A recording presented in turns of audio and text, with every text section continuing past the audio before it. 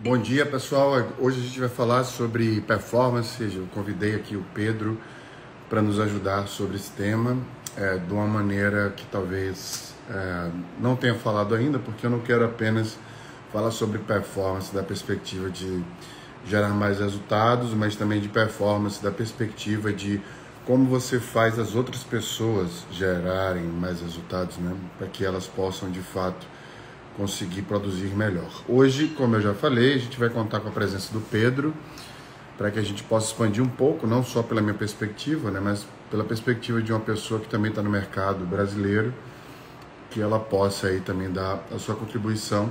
Vou trazer alguns quesitos, algumas questões de que eu trabalhava muito na época no exterior, né? Dar algumas perspectivas. Uma coisa que eu nunca falei, na verdade, é como é a performance em países diferentes. Como eu performava na China, como era medida essa performance versus Europa, Brasil e Estados Unidos também. Eu queria fazer uma navegação, né, entre esses quatro estilos de performance e aí, com o Pedro, que vai estar aqui agora, a gente seguir pela perspectiva dele também, tá? Então o Pedro está aqui agora, eu vou convidar o Pedro. Pedro, me manda um pedido aqui embaixo que eu consigo te adicionar para que você possa entrar aqui nessa live, tá? Se vocês tiverem perguntas sobre o tema ou não, é só vocês, de fato, colocarem a pergunta aqui embaixo também, que fica mais fácil para eu poder jogar a pergunta na tela para vocês, beleza? Então, deixar o Pedro me mandar o convite aí. Bom dia para vocês, hoje é domingo, né? E aí todo mundo fala, como é que a pessoa faz uma live dia de domingo, né? Eu perguntei por que que não faz. Que tem comprometimento em ter uma vida melhor. Então, se domingo não for um dia para tornar a vida melhor, eu não sei que dia é esse. Bom dia, Pedro. Bom dia, cara. Tudo bem? Tranquilo, e você? Como é que tá? Tudo em paz, cara. Domingão, né, pô? Domingão. É o melhor dia para fazer live domingo, pô. Tá descansado, vai começar a segunda-feira. Já estou usando sua performance neural hoje, antes de chegar na segunda-feira. Você tá onde, Pedro, agora? Eu estou em Uberlândia, Minas Gerais. É legal, eu conheço o Verlaine. Então, eu tenho um grande amigo que é daí também. Pedro, se apresenta para a gente aí um pouquinho, fala um pouco quem é você para quem não te conhece, te conhecer. E para Beleza. quem está chegando agora, a gente vai falar sobre performance, né? Então, papel e caneta na mão é sempre bom, porque eu vou falar um pouco sobre performance da perspectiva dos países que eu vivi e trazer um pouco o Pedro também, com a performance que ele opera hoje. Ele tem projetos, inclusive, para trabalhar esse tema, esse conteúdo. Mas quem é o Pô. Pedro? Pelo Pedro. Então, primeiro bom dia, pessoal. Satisfação poder falar com vocês aqui, domingão, 11 horas da manhã. Ah, pô, meu nome é Pedro Henrique Morita, mais conhecido como Morita. Sou paulista, mas já morei em vários estados do Brasil. Sou administrador de formação, e hoje atuo na área comercial e de marketing de uma empresa de tecnologia, tá? Tenho 33 anos, sou casado, muito bem casado. Sou um apaixonado por café, então quem quiser falar de café também, curto muito esse Eu tô assunto. bebendo um aqui, ó, da Tanzânia, que eu trouxe. Pô, aí Muito bom esse café. você foi longe, hein, cara? Buscou os top. Então, essa é uma das minhas paixões aí. E eu gosto muito de estudar essa parte de criatividade, de inovação, de metodologias para aplicar isso na prática. Então, minha vida é um pouco disso, tá? Bem resumido, cara, bem resumido. Tranquilo, você começou a jogar tênis também, você me falou, né? Pô, comecei a jogar tênis, fui apresentado aí por um brother meu e era um esporte que eu tinha literalmente um preconceito. Tipo, pô, deve ser um esporte muito chato, mas, cara, foi uma grata surpresa aí. É um esporte muito bacana que trabalha muito a parte mental, que é você contra uma outra pessoa. Uhum. E tem toda essa questão de você ir construindo ponto, você ir se preparando. E é uma coisa viciante. Então, quem tiver oportunidade, vale a pena, faz uma aula que eu tenho certeza que vão se apaixonar também por esse esporte, cara. Muito bom. Então vamos começar por ele, porque ontem eu estava jogando, você sabe que eu treino também. E ontem eu tirei uma pseudo-férias, né? Só um pseudo porque eu nunca saio de férias, porque eu continuo fazendo as coisas enquanto eu viajo, gravando, etc. Mas eu saí para viajar e eu fiquei 2 semanas, pela primeira vez, desde que eu comecei a treinar, sem jogar tênis. E aí, quando eu voltei a treinar, eu notei a minha performance um pouco abaixo do natural. Enfim, estava bem desconectado também, cansado, né? Uma série de coisas. E é Uhum, engraçado que quando eu já fui da seleção alagoana de futebol de salão e de handball, quando eu tinha 17, 18, 19 anos. E eu não tinha muita preparação mental, né? Eu tinha um porte físico bom, treinava a maior parte do tempo, então eu chegava, jogava e acabou. No tênis, eu noto que o físico tem que estar muito bem alinhado, né? Assim, porque é você com você mesmo, muita técnica de segurar a raquete, de bater na bola, de passar para o outro lado, etc. E uma coisa que eu acho engraçada, o pensamento ele tem duas circunstâncias, né? Ele é simétrico e assimétrico. Então, o pensamento simétrico é aquele pensamento que você não precisa pensar demais. Então, você vai lavar uma louça, você vai beber um café, você vai, enfim, reagir a alguma coisa instintivamente. É simétrico, você não pensou muito ali, você só fez. O assimétrico é aquele que te faz pensar. E aí, eu noto que no tênis, e aí já liga completamente a performance para todo mundo entender o porquê que alguns dias são piores ou melhores que outros. No tênis, as pessoas ficam fazendo você pensar. Então, fica falando com você, tirando brincadeira com você, ela fica atiçando. Então, ontem eu joguei com uma pessoa, eu não conheço essa pessoa, mas eu joguei ontem, e ele ficava o tempo inteiro querendo sorrir, tirar onda de mim, que eu errei aquilo, que eu errei aquilo, que ele era melhor, que eu era pior, etc. E eu sou uma pessoa extremamente. Eu adoro entrar na cabeça das pessoas. Adoro. você E aí eu gosta de alugar esperei. o triplex na cabeça dos caras. Exatamente. E aí eu tava 3-0 para ele, né? E aí eu em games, e aí eu comecei a entender que eu tava totalmente desaquecido. Enfim, eu tava treinando há uma hora já, cheguei já jogando.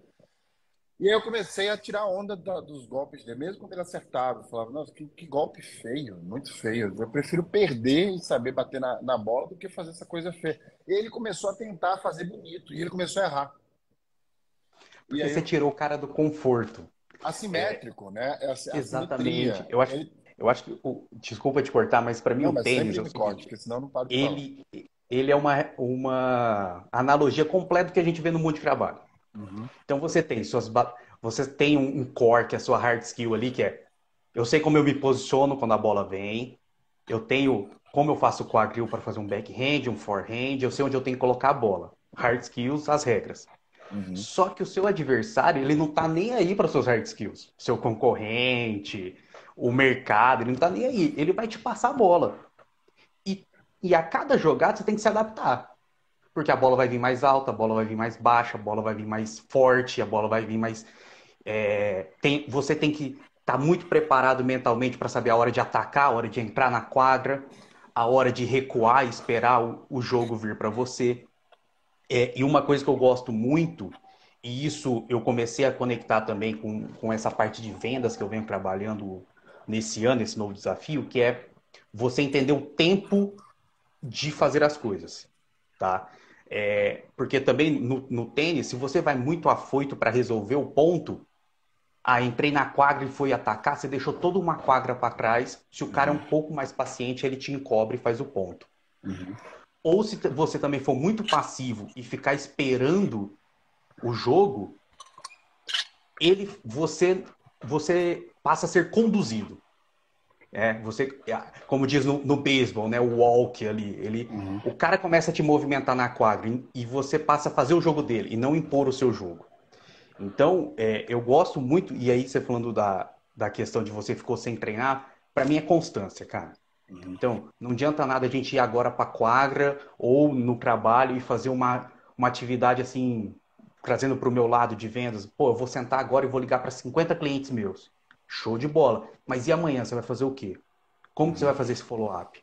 Como que eu vou fazer na terça, na quarta, na quinta? Então, é a mesma coisa no tênis. Não adianta a gente ir para a quadra agora e jogar 4 horas se amanhã a gente não treinar, se na terça a Perfeito. gente não treinar, se a gente não entender a nossa. Então, agora, no meu caso, meu saque é muito ruim, porque é uma técnica que envolve muitos movimentos. Uhum. Então, envolve quadril, braços, dois braços, posicionamento. Meu saque é ruim. Então, pô, se eu quero melhorar, não adianta eu ir uma vez por semana e sacar só. Então, beleza, eu tenho que ter essa constância, eu entender aonde. onde eu não sou bom, onde eu estou falhando, ter essa análise, essa crítica, para eu ir me melhorando. Então eu acredito muito em constância, cara. E isso para mim, assim, Perfeito. na minha opinião, é a chave quando a gente fala de performance. É constância. É eu É, entender o que eu estou fazendo e manter e ter uma constância de ataque. perfeito. O Alisson perguntou aqui, a melhor defesa é o ataque? Absolutamente não, porque a melhor defesa é você entender o que o outro oponente está fazendo. E é engraçado, né? Porque Exatamente. algumas vezes eu jogo e tem gente que é muito afoita jogando, quer fazer logo ponta, etc., e erra muito. E aí você tem que entender uma coisa, né? Não é futebol para você sair driblando e fazer o gol, né? Ali o tênis é uma parada que e é muito importante você entender essa analogia para o seu dia a dia. Eu vou transpor daqui a pouco, mas o tênis é o seguinte: tem gente que eu jogo que eu só passo a bola, porque eu sei que a pessoa vai errar. Então, para que que eu vou fazer o maior esforço? Eu me resguardo, vou passando a bola e vou ganhando ponto nos erros da pessoa, né? Como você falou, você não saca bem.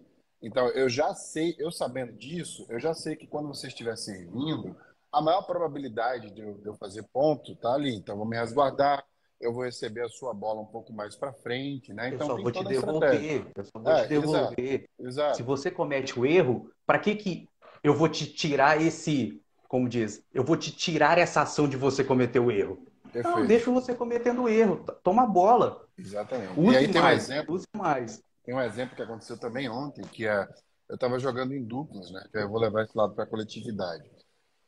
E aí um dos jogadores oponentes ali percebeu que nós estávamos com dificuldade de receber a bola no fundo, né? Então, o que é que ele fez? Ele cresceu tanto no jogo que ele começou a dar uma pancada na bola e a bola começou a sair, ele começou a errar. E é outra estratégia também, né? Você deixar o oponente achar que ele está no controle, enquanto você está passando a bola também, e aí, de repente, ele começa a se empolgar e querer passar a bola, fazer o que a gente chama de top spin, né? Passar a bola da maneira mais rápida, né? Pontuar da maneira mais bonita, e acaba errando também. Então, assim, é muito mental o jogo, né? E é engraçado que todas as vezes que você antecipa o movimento do oponente, aumenta a probabilidade de você marcar o ponto. Então, é muito mais observacional, você observar como ele recebe a bola para te passar mais forte ou menos forte no fundo da Qual que é o, quadra. qual que é o lado dominante dele? Então, Exato. por exemplo, esse tempo atrás eu joguei com um canhoto. Eu nunca tinha jogado com um canhoto. Aham. E automaticamente, quando você está jogando com um destro, a grande maioria, exceto você que tem um backhand de uma mão ali, que tem todo um movimento para fazer Bailarina, tal. né? Mas geralmente o cara que é destro, ele tem uma dificuldade no backhand.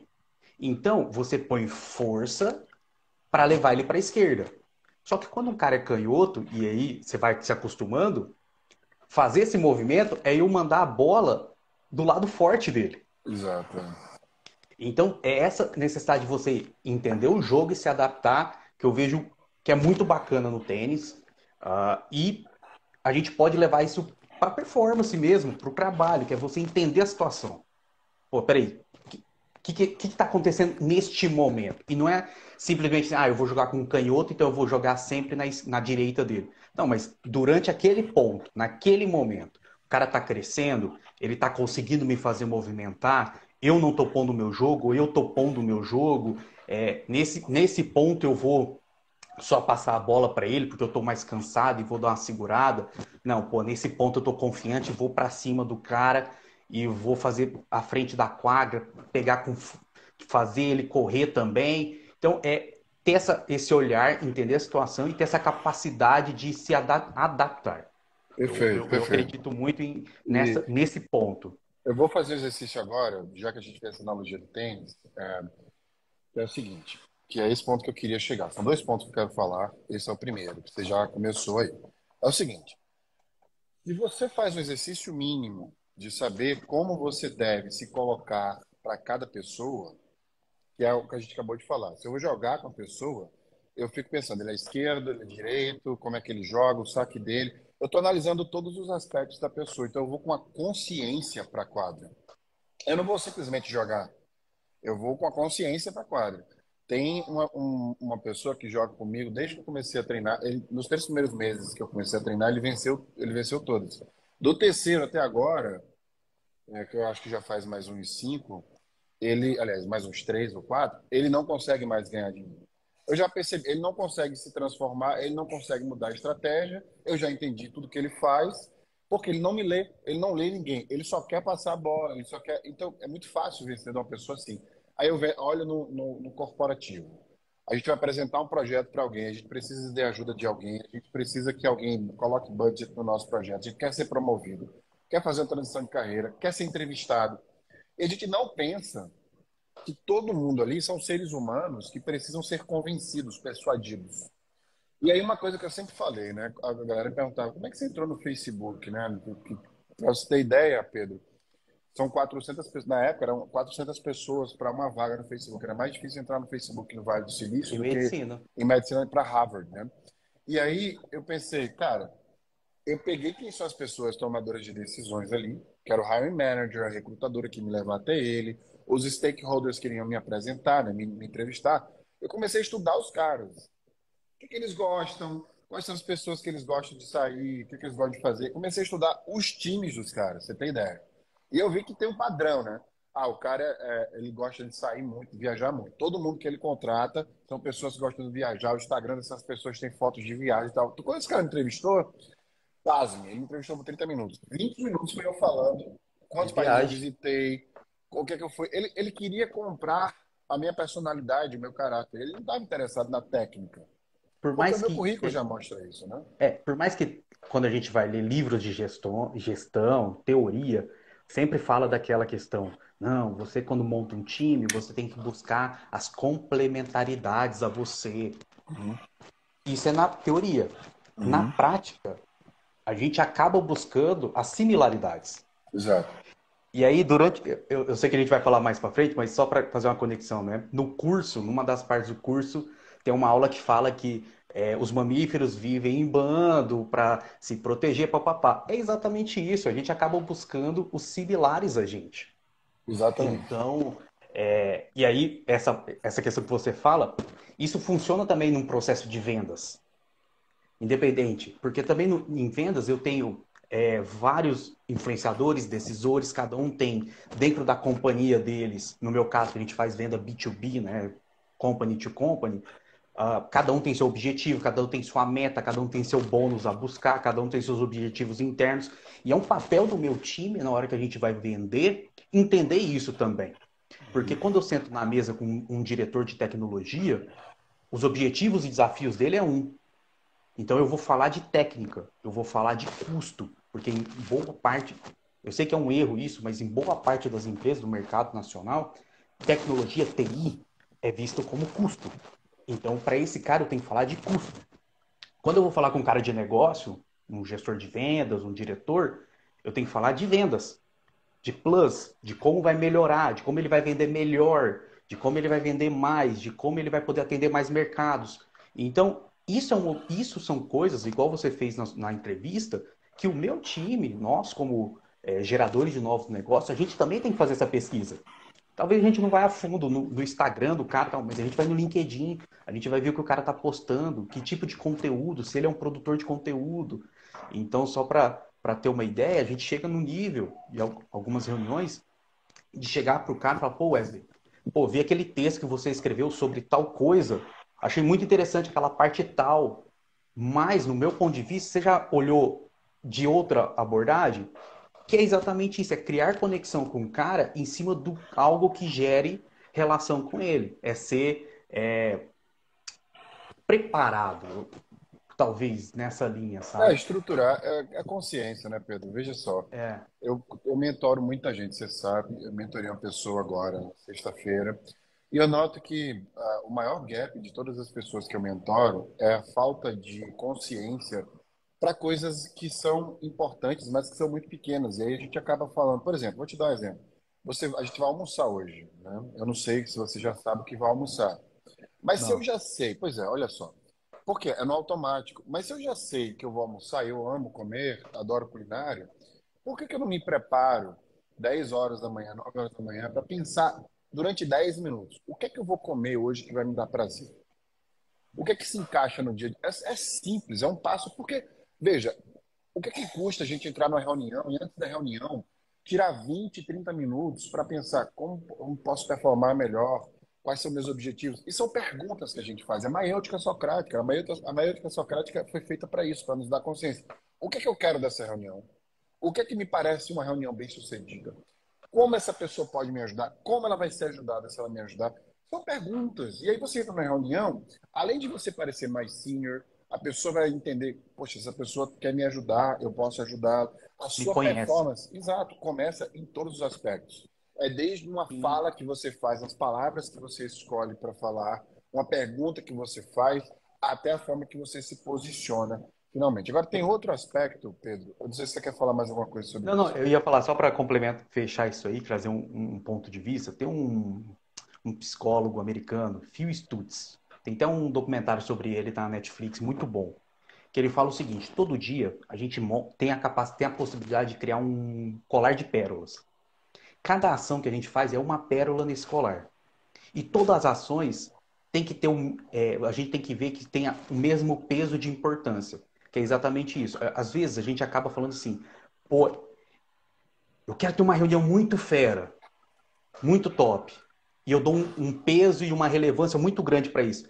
Perfeito, a reunião tem que ser muito boa. Só que essa preparação também é tão importante quanto. E ela tem que Exato. ter o mesmo peso. Acordar pela manhã disposto também tem um peso para eu chegar nessa reunião podendo ter uma performance diferenciada. Eu pedi no final da reunião o contato desse cara e mandar um e-mail agradecendo pela reunião, também tem um peso importante para essa reunião ter um desempenho que eu acredito. Então ele fala que a gente tem essa capacidade, e aí conecta com o que você está falando, a gente olhar as pequenas coisas. Porque eu acredito que às vezes a gente não é que se perde, a gente acaba olhando as big pictures, né? Eu quero Uhum. ter grandes ações. Só que para grandes ações você tem que ter construções. As coisas não simplesmente acontecem. Eu não faço uma super venda do nada. Se eu não tiver tido há um tempo atrás uma pesquisa, uma conexão, começar a trocar e-mail, achar uma pessoa, achar alguém que pode me conectar com esse decisor. Se eu não der esse primeiro passo, a grande venda não simplesmente acontece. É. A vida eu sempre gosto de fazer essa analogia para pessoas que eu mentoro. A vida é como se fosse um cachê que você recebe. Você não pode nascer e pedir um cachê de R$ 50.000 da noite para o dia, né? Você acabou de nascer, por que você vale R$ 50.000 para falar? Se você quer chegar em R$ 50.000, existe uma construção. Aí você vai pegar as referências primeiro. Eu vou falar uma estrutura agora que eu falo na mentoria. Vamos fazer uma suposição aqui. Isso vale para qualquer coisa na vida. Vale para um cargo, para uma palestra, vale para qualquer coisa que você queira adicionar uma percepção de valor.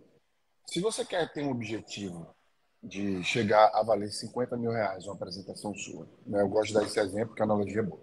Você não vai simplesmente acordar e falar, eu estou valendo R$ 50.000 e se posicionar no mercado desse jeito, ninguém sabe que você é. O que leva uma pessoa a valer R$ 50.000? Vai vir o primeiro passo da performance, na minha visão de performance. Referência. Nunca dê um passo sem uma referência.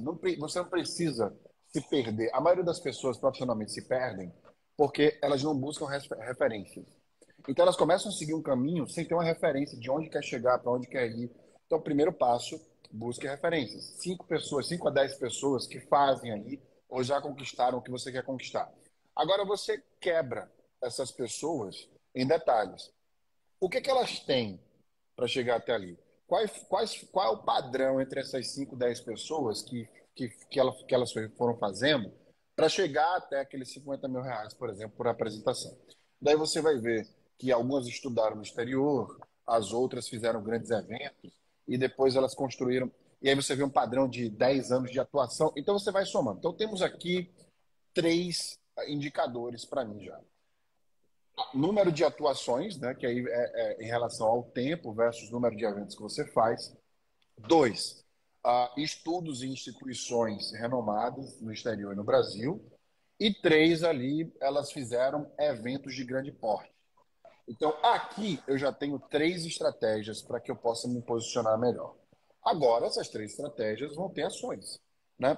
Ação número 1: como eu chego a palestrar num grande evento internacional? Primeiro, eu tenho que fazer eventos pequenos, tenho que fazer portfólio, eu tenho que fazer.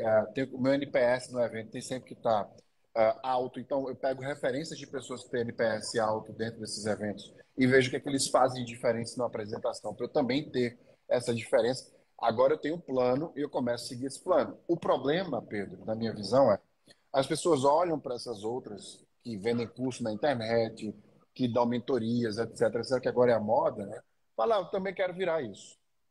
E aí já muda o nome do Instagram, começa a postar sobre qualquer conteúdo. Mas peraí, por que que é este o conteúdo que tu está postando? Para quê? Ele serve de que forma? Qual a tua autoridade em relação a esse conteúdo? Né? Então, a gente fica buscando o objetivo como se fosse algo tangível. E é uma coisa que eu sempre falo, né? A gente precisa planejar a nossa vida pelo que a gente sente. Quais são as coisas que eu quero sentir daqui a 5 anos que eu não estou sentindo hoje, ou que eu estou sentindo ao contrário que eu quero resolver? Porque se a gente fica buscando objetivo tangível, né? Eu quero comprar um carro, eu quero comprar uma casa, a gente vai se prostituir para poder conquistar o dinheiro. E quando eu falo Porque aí, prostituição, eu não falo só física, né? Prostituição mental, inclusive. porque aí qualquer coisa, porque aquele negócio, aí qualquer caminho serve. E é um ponto que você colocou, e para mim, assim, antes da gente ser influencer, a gente tem que ser relevancer. O meu conteúdo, o que eu faço, e conteúdo, na minha visão, não é simplesmente conteúdo de eu postar na internet, tá? O meu conteúdo dentro da minha operação, do meu trabalho, da minha equipe, do meu time, da minha família, o meu conteúdo tem que ser relevante. Eu tenho que apoiar, melhorar, contribuir de alguma forma para alguém que pare para me ouvir. Então, eu penso que esse é o primeiro ponto. Perfeito. E aí, só para trazer um ponto de vista diferente aí quando você fala das estruturas, né? Eu acho que a gente tem duas formas de pensar. O copo meio cheio e meio vazio, né? Eu gosto muito de pensar sempre o copo meio cheio. Porra, que bom que tem gente que tá fazendo isso, que eu posso pegar o playbook desse cara. Pô, o Wesley tá. Pô, eu quero trabalhar no Facebook dos Estados Unidos. Pô, quem que fez isso? Ah, o Wesley fez isso. Cara, qual que foi o playbook dele? Uhum. O playbook dele foi esse.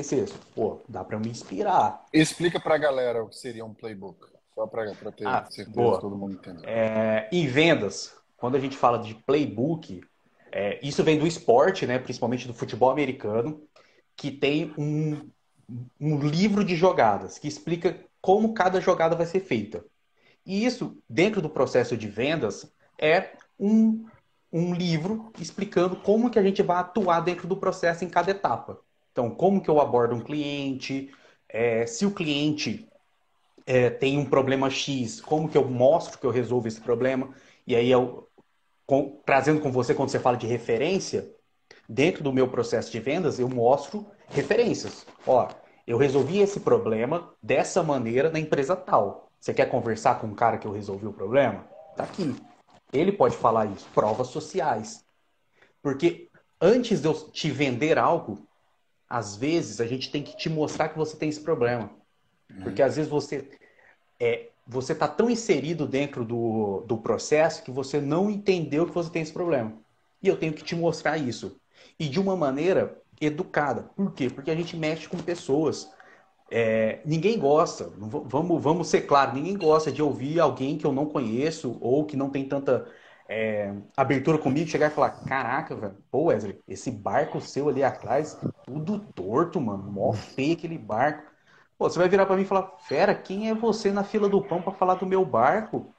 Então eu falo: Pô, Wesley, cara, trabalhei com um cara que tinha um barco também, assim, assado. Olha que legal o barco que a gente fez pra ele e tal. Ele tinha um barco muito similar com o seu. Você já viu se o seu tem um problema de cola em tal lugar? Porque no dele tinha, e a gente entendeu que era um problema na linha de produção. Então, você mostrou pro cara sem atacar o cara. E a gente é vaidoso, as pessoas são vaidosas. É foda você chegar dentro da empresa do cara, da casa do cara e falar que o que ele faz é ruim. Então, prova social serve para isso, para você mostrar como você resolveu um problema que pode ser o mesmo problema dessa pessoa. E sempre, eu acredito muito nessa questão de olhar o copo meio cheio. Pô, se tem gente fazendo, tem técnica. Não precisa copiar, tá? Quando eu falo tem técnica, é inspiração, é entender os passos. E não simplesmente seguir os passos, porque pode ser que seu objetivo não seja o mesmo. Ah, o meu objetivo de trabalhar no Facebook, por exemplo, não é o mesmo que o Wesley tinha quando ele foi. Uhum. Talvez meu objetivo seja outro. Não é porque é o mesmo lugar que o objetivo tem que ser o mesmo, né? Maravilha. Eu queria trazer outro exemplo aqui, Pedro, sobre ainda o tênis, que vale muito sobre essa questão da performance. A gente muitas vezes fica batendo de frente com alguma coisa, tenta melhorar a performance em alguma coisa, mas a gente precisa saber que existem coisas que a gente não consegue fazer com maestria, né? Então eu sempre tenho até um livro, né? Eu até divulgo pouco esse livro, chama-se Os 10 Axiomas da Carreira. Um dos axiomas é preciso desistir. Desistir é algo inteligente, né? Não é algo que você precisa, enfim, ter vergonha. Muita gente passa a vida inteira tentando alguma coisa e não consegue porque não adequou suas habilidades aos seus objetivos. A forma que estava fazendo, muitas vezes, não era algo que ia trazer performance. Porque performance é isso, né? Performance é você aumentar a sua produtividade em detrimento de um objetivo. E para que isso aconteça, você precisa ter capacidade e habilidade para tanto. E tem coisas que você não vai conseguir fazer. Vai ter coisas que você não tem nem capacidade fisiológica e nem habilidade, nem tendo aí habilidade de software para executar. Vou dar exemplo meu. Eu sempre fui bom esportista, eu sempre consegui entrar em times e afins, etc. Mas depois de 2, 3 partidas, eu sempre era colocado de lado. E eu ficava muito irritado, muito puto. E quando eu entrava, eu fazia gol, debochava até do técnico, não sei o quê. E aí, depois que eu fiquei velho, né, comecei a entender que, na verdade, eu não sabia jogar em grupos. Eu não sou uma pessoa que era bom team player. Eu sou uma pessoa que opero bem sozinho. Eu não consigo ter uma operação similar quando eu estou coletivamente. Eu não consigo, por quê? Porque como eu sou muito crítico, né, e como eu sou muito controlador neste aspecto de trabalho, eu sempre tendia a fazer as coisas da minha maneira e quem fazia diferente, eu achava que não estava operando com a performance que deveria. Aí eu conheci o tênis, natação, ciclismo, corrida. E eu comecei a me sentir melhor fazendo. Não necessariamente eu gostava mais de fazer um esporte sozinho, mas eu comecei a entender que a minha performance era melhor em esportes individuais. Aí eu me reconheci um individualista. E não tem problema nenhum nisso. Eu li um livro chamado The Boys and the Boat. Não tem em português esse livro, eu acredito. The Boys and the Boat. Esse livro era sobre canoagem, sobre um time de canoagem da Inglaterra que tinha o melhor esportista, né, de canoas, e ali ele conseguia várias medalhas sozinho, e o time não tinha conseguido nenhuma, e ele se recusava a treinar com o time porque ele dava o seu melhor e não via que o time progredia. E ele falava, estão me prejudicando. Ele não enxergava que ele poderia liderar essa equipe para que a equipe pudesse seguir o exemplo dele. Foi aí que eu entendi que, na verdade, eu poderia me transformar, como era um ser individualista, em, na verdade, um ser que performava liderando as pessoas. Então, mas para eu me tornar um líder, eu tinha que me qualificar a minha visão. Isso aconteceu mais ou menos aos 30 anos, quando eu me mudei para a Califórnia. Eu comecei a fazer cursos e leituras e qualificações para me tornar um líder. Eu entendi ali que um líder não é a pessoa que lidera naturalmente a equipe, o chefe da equipe, ou etc. Que liderança ela é de fato situacional, que eu poderia atuar em momentos de conhecimentos específicos, né? Eu acredito muito nisso. Para mim, esse é o ponto. O líder, ele não é o chefe, ele não é quem sabe mais. Ele tem que ser o cara, ele é o regente da orquestra. Então, assim, numa orquestra vai ter lá o violinista, vai ter o pianista, vai ter papapá. Não é porque o regente, o maestro, não é porque ele está pedindo uma nota do pianista que ele é melhor que o pianista. O pianista é muito melhor que ele no piano. Uhum. Então, saber fazer essas peças orquestrarem de forma magistral, conseguir tirar o melhor de todos e mostrar como elevar a performance, esse é o papel do gestor. E esse ponto que você falou foi uma coisa assim, eu demorei muito para entender isso. Porque para mim era muito assim, pô, se você não faz não basta fazer o que eu faço, você tem que fazer do jeito que eu faço. E é difícil você entender. É transformador na hora que você entende isso e dá esse passo, mas é difícil fazer isso. É difícil. E aonde que a gente se pega? Nas pequenas coisas. Porque nos grandes projetos é um pouco do que a gente falou, é uma big picture. Então Uhum. você foca ali, você fala, não, aqui eu vou ser melhor, tal. Mas nas ações do dia a dia, quando você está no automático, que você começa a reparar isso. E eu acredito assim que eu consegui melhorar a minha performance como profissional e a performance dos times que eu atuo quando eu comecei a entender essa questão, sabe? E um ponto que para mim é um pouco filosófico, mas eu gosto de falar, que é vulnerabilidade conecta pessoas. Uhum. Não tem, a gente tem que saber no que nós somos muito bons e como eu aporto isso para o time, igual você falou do livro. Pô, o cara sozinho ele é muito bom, mas como ele poderia aportar isso para o time? Esse é um grande papel nosso como gestor. E entender que coisas que a gente não sabe fazer, e eu vou trazer caras que são melhores que eu, mas que conecte dentro de um time para a gente gerar performance. Porque não adianta nada eu fazer um monte de gol se a minha defesa toma um monte de gol. Para mim Exatamente. é muito. O resumo. Tem uma frase, né, que é: eu ganho, você perde e eles empatam. Para mim é o contrário. Nós ganhamos, nós perdemos ou nós empatamos. Porque no final do dia, se eu não fizer, se meu time não fizer uma venda, é, é a diretoria comercial que não fez venda. Independente se o Wesley faltou ou se eu fui mal numa reunião, é o departamento que não entregou o resultado. É a companhia que não entregou o resultado. Então, Isso se a aí. gente não conseguir colocar essa cultura de que o gestor não é o cara que é o melhor em tudo, que sabe tudo, ele é um cara que entende como orquestrar um time e que vulnerabilidade não é um problema, é conexão.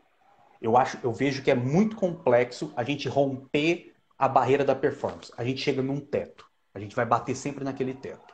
E vale lembrar que vulnerabilidade não é você expor um defeito, né? Vulnerabilidade é você expor a verdade, né? Então, como você está se sentindo. E muita gente que eu falo, eu já até dei uma entrevista para Exame no início do ano passado, eu acho, em janeiro, falando que a melhor liderança é pela vulnerabilidade, né? Você se conecta melhor às pessoas quando você se mostra vulnerável. E até uma questão social mesmo, né? Até gravei um podcast sobre isso. Se você se mostra sempre superior, né? Sempre uma máquina, né? Uma pessoa imbatível, você não conecta muitas pessoas, né? As pessoas vão se afastar de você. E aí, quando você mostra pontos de vulnerabilidade, né? Como é que você está se sentindo, você abre o seu coração para as pessoas sentimentalmente, pode ser até por uma coisa boa ou uma coisa ruim que aconteceu, você vai ver que as pessoas vão te olhar com uma Pô, perspectiva mais humanizada, né? é chegar e falar, pô, não tem problema nenhum, gente. Eu dou uma ideia, você vem dar uma ideia e fala, cara, na boa, sua ideia é melhor que a minha, cara.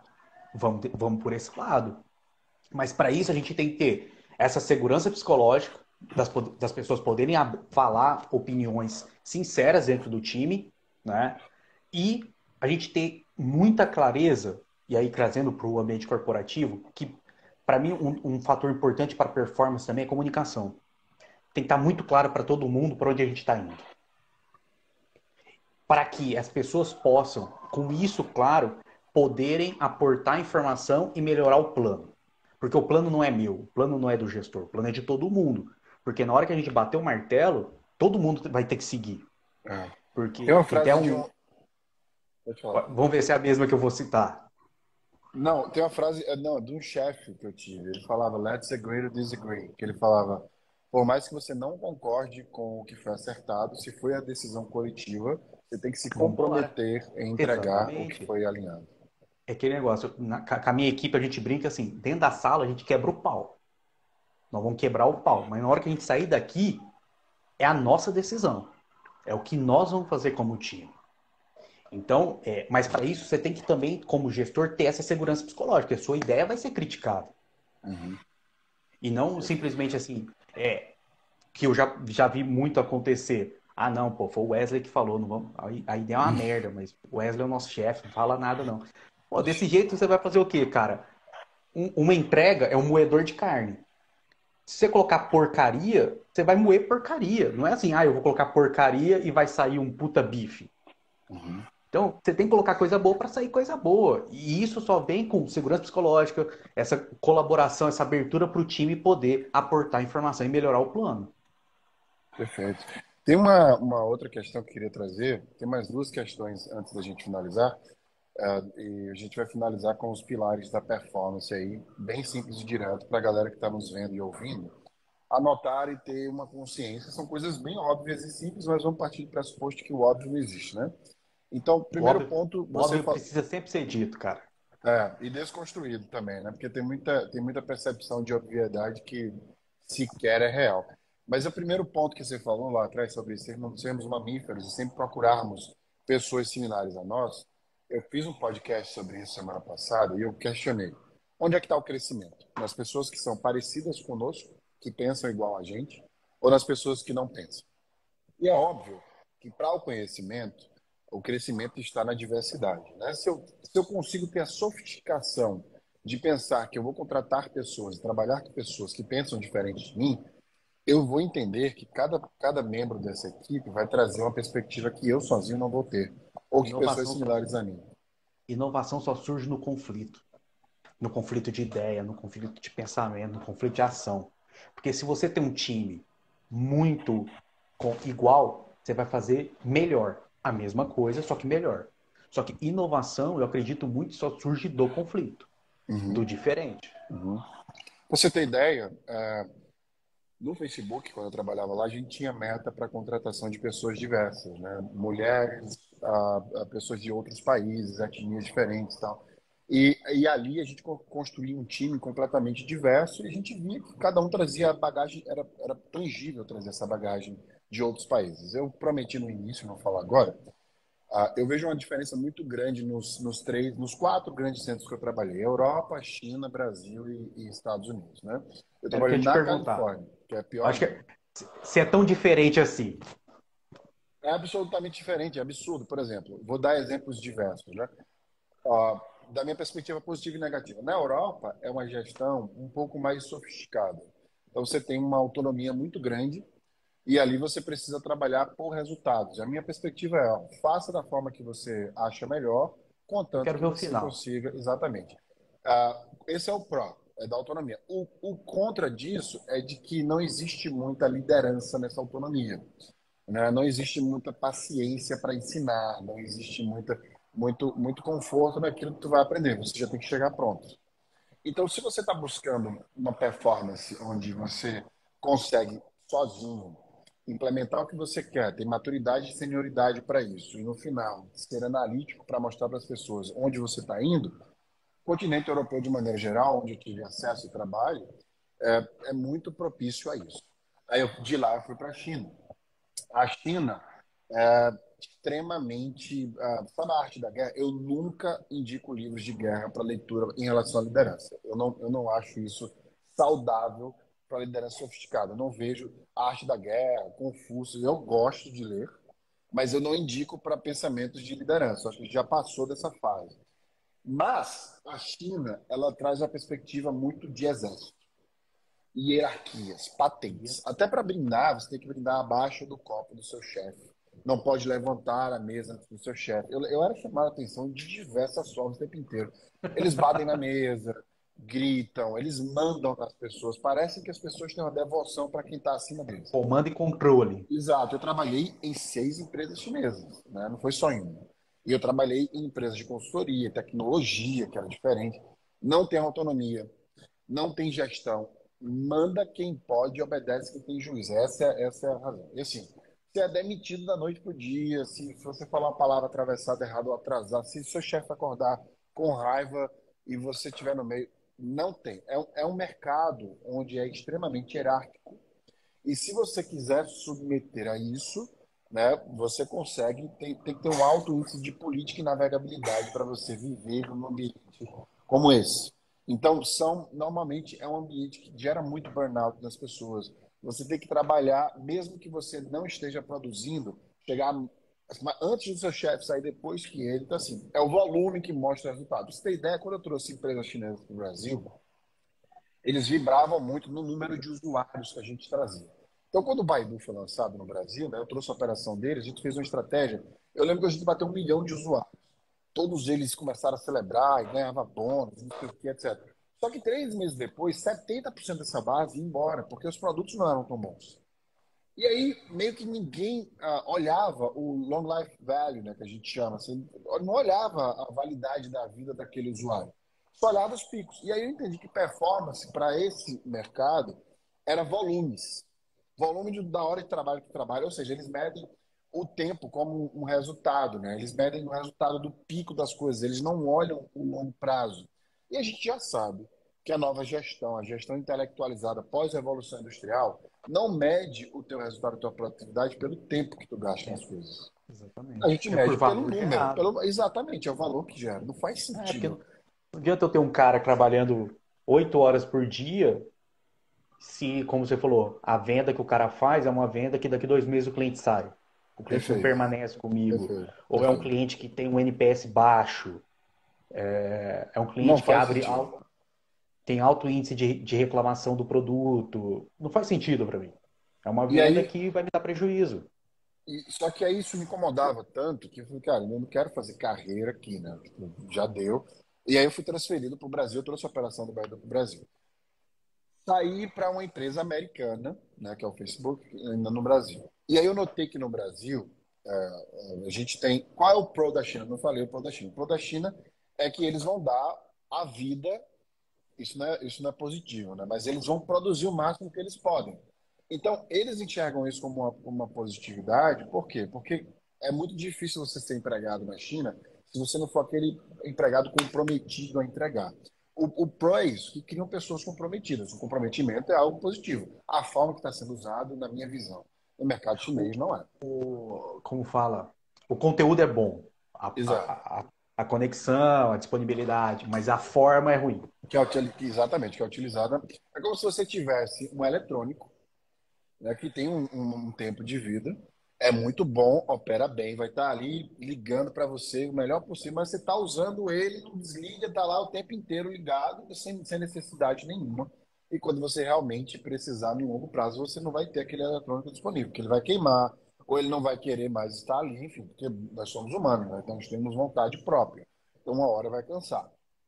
E aí eu vim para o Brasil. O pro do Brasil é criatividade.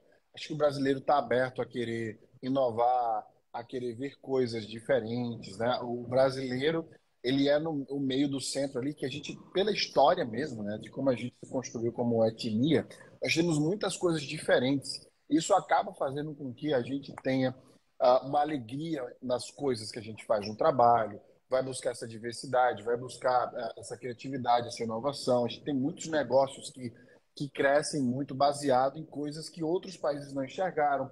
O brasileiro consegue lidar com a diversidade de uma forma melhor que os países que eu trabalhei, que foram 6 países, né, de 4 continentes diferentes. Qual é o contra do brasileiro? Muita política, muita coisa familiar. É a herança portuguesa, né? De vou eleger meus amigos para serem diretores. Eu vou eleger pelo que eu gosto. Se eu não gostar de você, você não vai ter sucesso. Tanto que de 8 a cada 10 pessoas que pedem demissão é porque não gostam dos seus chefes no Brasil. Né? Por quê? Porque o chefe vai promover que ele gosta. Né? Eu nunca vi um país onde se fala tanto em sexualidade no trabalho, de promoção, etc., como no Brasil. Né? A pessoa se relaciona amorosamente com alguém e vai fazendo com que a pessoa cresça na empresa. Em outros países eu não enxergo isso. O Brasil, ele mistura muito vida pessoal com profissional. Não se separa os dois a propósito, mas a gente não pode beneficiar uma pessoa pelo lado pessoal que nós temos com ela. Né? Não é que a gente tem que separar, é que a gente tem que entender o que é justo. E eu não acho que o mercado de trabalho brasileiro trabalha com justiça. Eu acho que trabalha muito baseado no que eu gosto, no que eu quero, com as pessoas que eu trabalho. Isso faz com que, Pedro, a gente veja muitas pessoas que falam muito bem crescendo nas empresas, mas entregam um pouco. Todo mundo que está aqui faz o exercício. Olha para as pessoas que mais têm cargos altos, etc. Dessas pessoas, quantas você acha que realmente é técnico, que performa bem, que entrega bem, que lidera, que dá autonomia? E quantas você acha que é político, que faz o que o dono gosta, o que o CEO gosta, o que o chefe gosta, e aí todo mundo que gosta dele, que ele gosta de volta, vai crescendo, e quem questiona e quem tem um perfil diferente vai ficando para trás. Isso é que eu notei no Brasil. Tu quer falar alguma coisa? Você está com cara de quem está pensando na vida real. Aí, É o cara que eu já passei por muitas companhias, né? E já convivi com muitas pessoas, muitos profissionais. E eu vejo dois pontos aí. um ponto é, a gente, não, eu não posso generalizar porque toda generalização é errada, mas eu acredito que as pessoas que estão nos ouvindo aqui podem refletir também sobre isso. Na cultura de gestão no Brasil, um ponto que eu vejo também é que a gente acabou, nessa questão da política, a gente, não é feedback, mas a gente não tem uma clareza de resposta. Sempre tem o bom trabalho. Uhum. Eu não estou falando que a gente tem que chegar e falar, caraca, que merda que você fez, você tá de sacanagem. Mas eu acho que a gente tem que chegar e falar, cara, não tá bom, não ficou bom. Eu acho que tem que olhar esse ponto, esse ponto, esse ponto. Porque isso também é uma forma de você, educadamente, claramente, poder apontar para a pessoa. Porque se você só tá ali, bom trabalho, bom trabalho, bom trabalho, cara, bom trabalho, como é que a pessoa evolui? Esse é um ponto de vista que eu tenho, que a gente tem que saber também mostrar melhorias, sabe? Uhum. Esse é um ponto. E o outro ponto é que eu tenho certeza que criou-se também dentro, todo mundo aqui vai ter um exemplo, como você falou, daquela questão assim, pô, a gente tem que se vender mais. A gente tem que se vender mais, tem que se vender melhor, tal. E eu acredito, eu acho que isso é interessante, mas eu busco sempre quando as pessoas me falam isso, que é, cara, mas você tem trabalho para se vender? Uhum. Não adianta também só ser de goela, entendeu? Ser entregador de goela. Porra, eu faço, acontece. Mas e aí, a base, fera? Você tem um. Pô, se você tiver um projeto massa, eu vou te ajudar a vender. Vamos divulgar para todo mundo. Mas tem que ter conteúdo. Primeiro viver, depois filosofar, né? Porra, essa é boa, hein? Essa eu vou postar no LinkedIn agora, velho.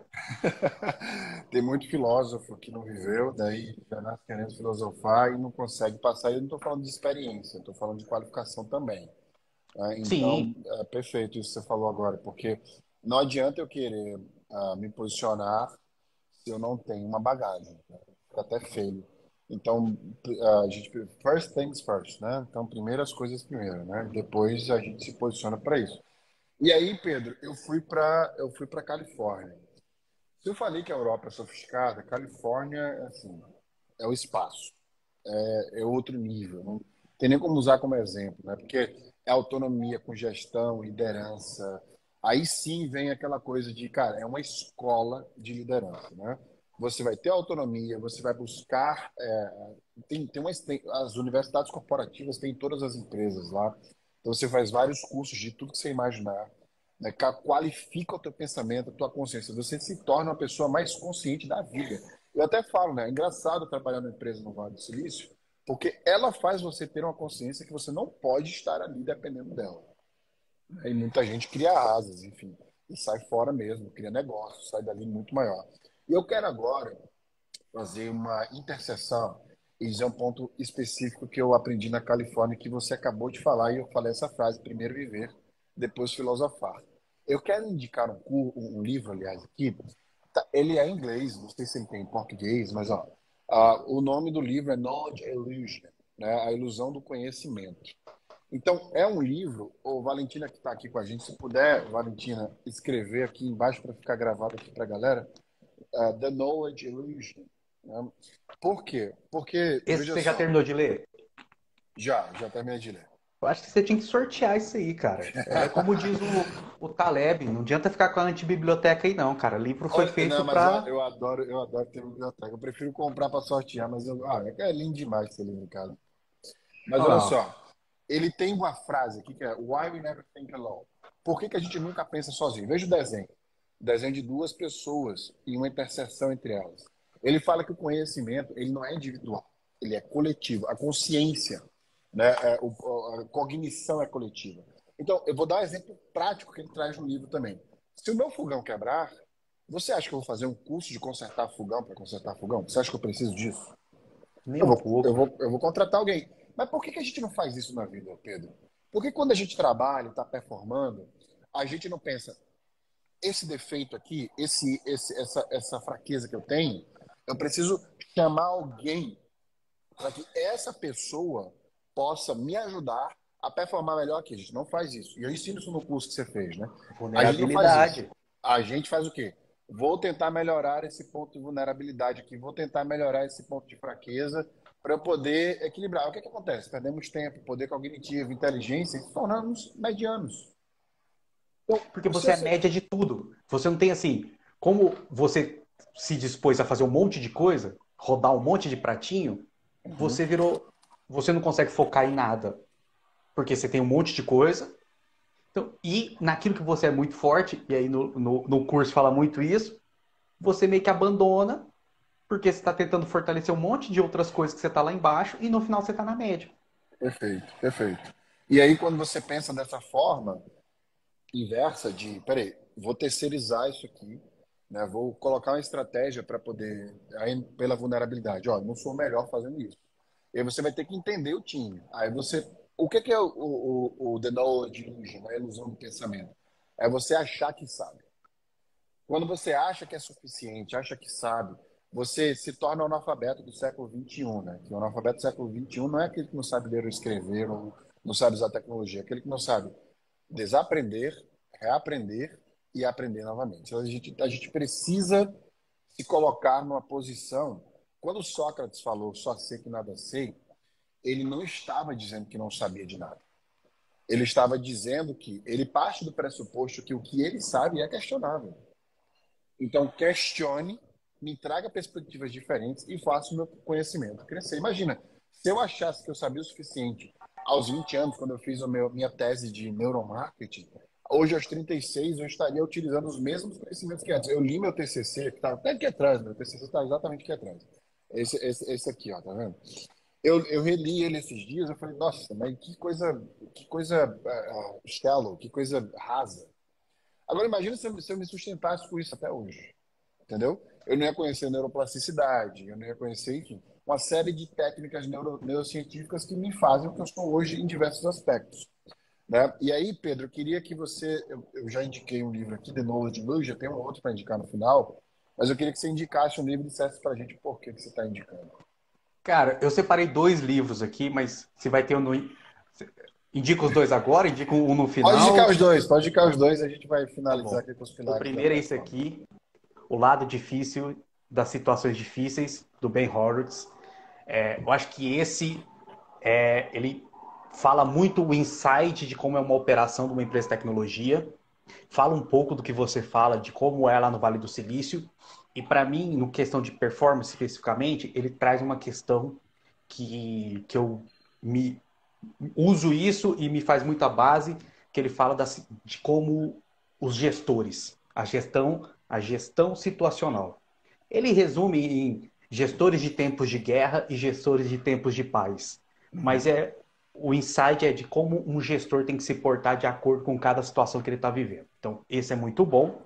E um outro, esse eu sou muito fã do cara, mas esse é muito bom também, Arriscando a Própria Pele, Skin in the Uhum. Game, do Nassim Taleb, que para mim também fala, ele é um filósofo, ele fala do mercado financeiro, mas para mim, ah, nós como gestores, se a gente está liderando, está gerindo, está direcionando o caminho, a gente tem que estar inside. Uhum. Então, se a gente não está com o nosso na reta também, é muito fácil eu dar ideia para os outros fazerem. Então, se eu dou ideia, eu tenho que estar junto. E aí tem um axioma lá que você coloca que é só aceite conselho de quem tá na lama com você. Para mim é isso, cara. Não adianta alguém que não tem a sua realidade, não tem a situação, não sabe o que você tá passando, não passou pelo que você tá passando, poder falar o que você tem que fazer. Então, esses dois Perfeito. livros para mim são leituras aí valiosíssimas e são leituras muito boas, sabe? É aquela leitura de ler duas, três vezes e rabiscando, porque tem muito aprendizado prático. Muito bom. Para a gente finalizar, Pedro, eu queria falar sobre a performance tem vários pilares, mas eu sempre gosto de colocar esses três. Que é, primeiro, o pilar mental, o pilar físico e o pilar do conhecimento técnico. Se você não está bem mentalmente, seu corpo não tem como estar bem. Se você não está bem fisicamente, sua mente não tem como estar bem. E não adianta você ter técnica se você não se sente bem. Né? Eu até falo que não existe corpo são, não existe mente sã sem corpo são. Você tem que fazer exercício físico, tem que se cuidar, tem que dormir bem. São os pilares aí para a gente se sentir bem. Então, os três grandes pilares da performance, na minha perspectiva, é cuidar da sua mente, sua saúde mental, suas emoções, seu ciclo social, as tarefas que você faz, o descanso que você se dá, né, as coisas que você faz na sua vida pessoal, fisicamente, buscar se exercitar, né, buscar de fato estar bem, se sentir bem com o seu corpo e, por fim, adquirir conhecimento através de experiência e qualificação. Não adianta você querer fazer as coisas se você não expande a sua consciência sobre como elas podem fazer melhor. E aí, dentro desses três pilares da performance, para te dar a consciência de checar, peraí, eu estou me sentindo bem? Eu estou bem mentalmente? O meu corpo está saudável? Eu estou buscando exercitá-lo a maior parte do tempo? Eu estou com técnicas suficientes para operar ou estou operando de qualquer jeito esperando o resultado? Eu quero indicar um livro aqui que não tem nada a ver com performance, mas tem tudo a ver, que é sobre a perspectiva de relação humana. No Crash. Esse livro aqui, ele é um livro que é do Neil Stephenson. O Neil Stephenson, ele trouxe esse livro, ele escreveu pela primeira vez uma palavra chamada metaverso. Foi a primeira vez que a palavra foi computada na história, está dentro desse livro. É uma distopia. Distopia é o tipo de livro que eu mais gosto de ler.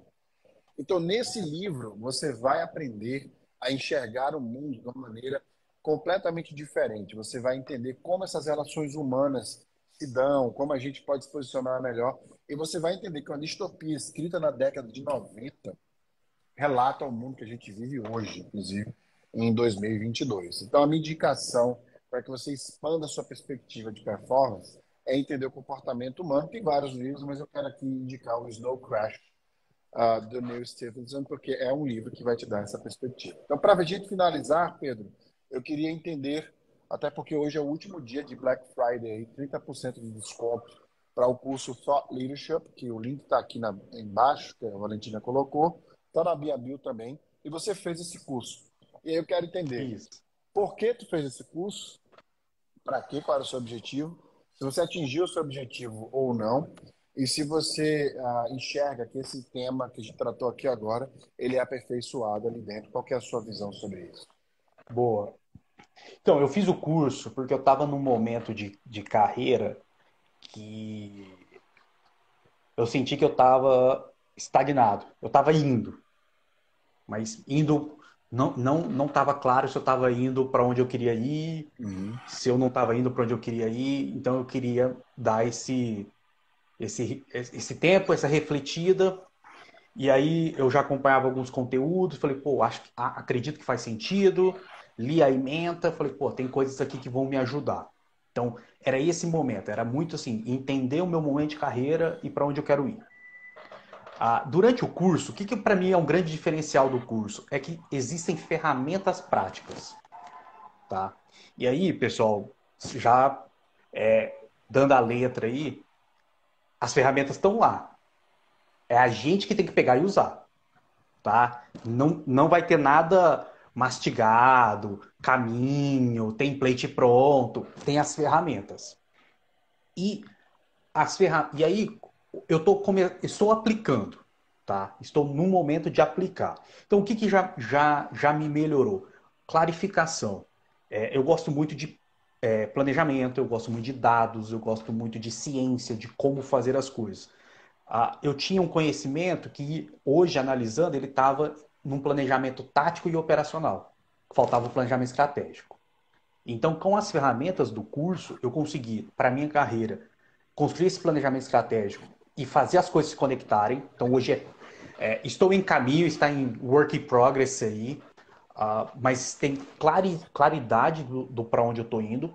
E como gestor, eu comecei a aplicar as ferramentas para melhorar a alocação de equipe. Então, o planejamento de 2023 do meu time já está muito claro, algumas mudanças que eu quero fazer, algumas alocações de pessoas, movimentar as pessoas dentro da equipe em cima do que eu aprendi, em cima da aplicação das ferramentas, porque eu acredito que farão essas pessoas também performarem melhor. Tá? Então, nessa situação que eu estou sobre o curso. Mas, assim, vale muito a pena. Quem está disposto a fazer, um ponto é dedicação, tem que se dedicar, porque são aulas... o tempo não é longo, mas são aulas densas. Então, é uma aula que você vai assistir uma, duas vezes. Tem muito conteúdo, tem muita indicação de ampliação do conteúdo. Então, precisa de uma dedicação para absorver o curso. para fazer valer a pena, tá? Vale a pena? Vale a pena, mas precisa dessa dedicação também. Perfeito. Obrigado aí pelo depoimento, Pedro.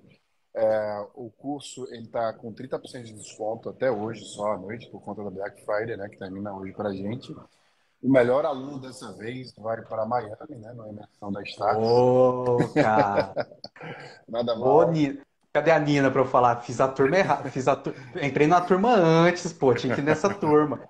E assim, rapidinho, Wesley, não dando Aham. spoiler, mas a última aula, pessoal, vale o curso inteiro. O curso é muito bom, mas a última aula é animal.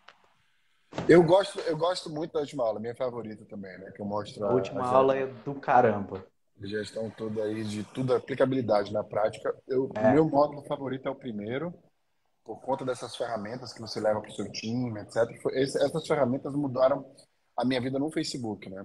Então, aplicaram em mim, eu consegui me reposicionar, foi super legal. Então, é o módulo que eu mais gosto, de fato. E é um módulo que estende para você levar para sua empresa, né? Então, não aplica só em você, né?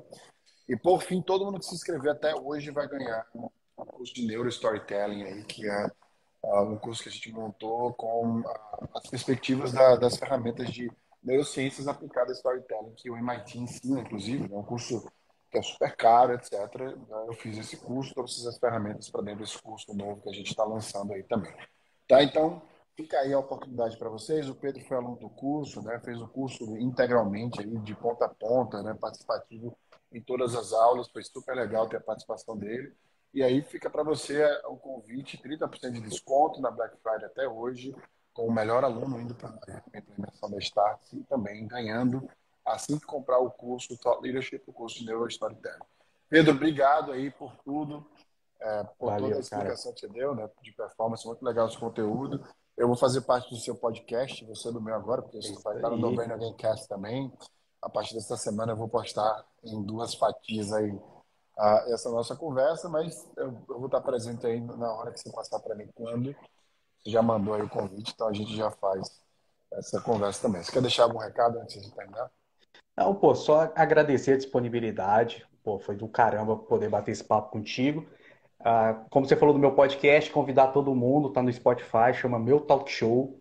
Já tem vários episódios lá. E, e agora, para gravar com o Wesley, ele é o fechamento da próxima temporada, que deve ser divulgado no comecinho de janeiro, mas já tem bastante conteúdo lá. E, e me procurar no LinkedIn, Pedro Henrique Morita, eu posto bastante coisa sobre minha carreira, sobre performance, eu posto conteúdo lá. Procura lá que a gente bate um papo, troca uma ideia. É sempre muito bacana poder conversar e falar desses temas que estão tão em voga no meu dia a dia e também no dia a dia de muitas pessoas, né? Maravilha. Valeu, Pedrão. Muito obrigado. Até a próxima. Valeu, cara. Até Um mais. abraço. Valeu, Pedrão. Tchau, tchau.